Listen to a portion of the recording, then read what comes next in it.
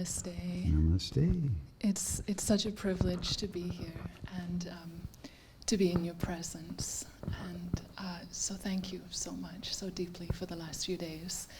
I have a couple of questions and they're unrelated. The first one is, you've said for years the floor is open. And I was wondering if there was something hidden in the message. The abyss is always present, indeed. We are groundless in that sense, yes. Yeah, okay. That's what I thought too. The second question is, I think you've already sort of answered this, that everything must be let go of. But I wonder if motivation is coming from the ego, or if it can come from the soul. For example, can, say, wanting it to end, can that be a motivation towards self-realization? That's not worded correctly, but... when you say it to end, do you mean your life suicidally, no, or do you mean... No. What do you actually mean? Being an entity, being stuck in a character, Well, the only way that ends is for you to stop believing in it, right? Now, the ego can't do that, but the motivation to want to do that cannot have come from the ego, so it must be the soul.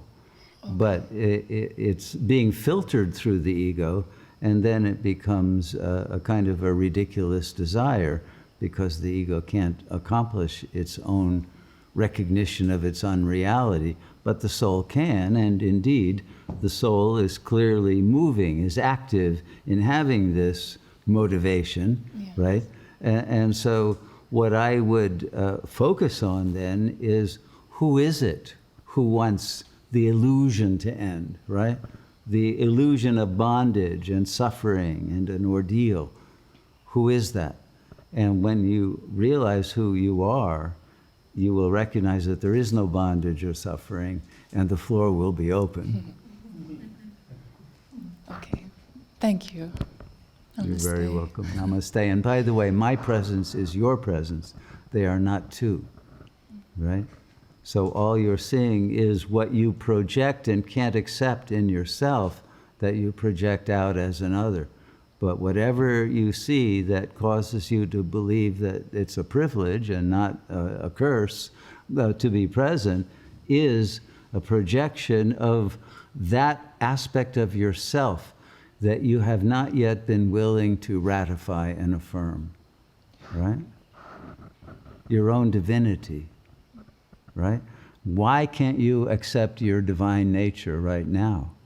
You're attached to the feeling of being unloved and therefore unworthy.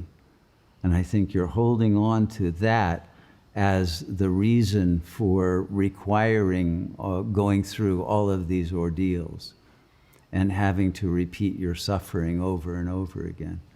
But the moment you recognize and affirm that your divine nature has chosen all of that only to motivate you to realize the blissful nature of your being, then it will end now, not in some future, now, because now is all that is real. And that's what you are, presence, here and now, that is perfect. Just accept that. So there was such a strong urge and desire to see you, which is probably why I keep projecting you.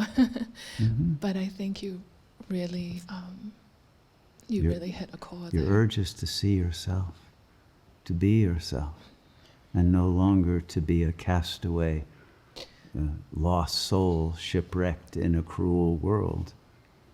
Now you're able to realize that you were never born, and you are that divine nature of infinite preciousness that had to know its own opposite in order to appreciate the value of its beauty as a transmission of love to the world.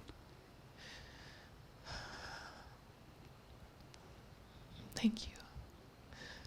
Not only is the floor open, your heart is open. May it stay so. Namaste. Namaste, Shunyamurti.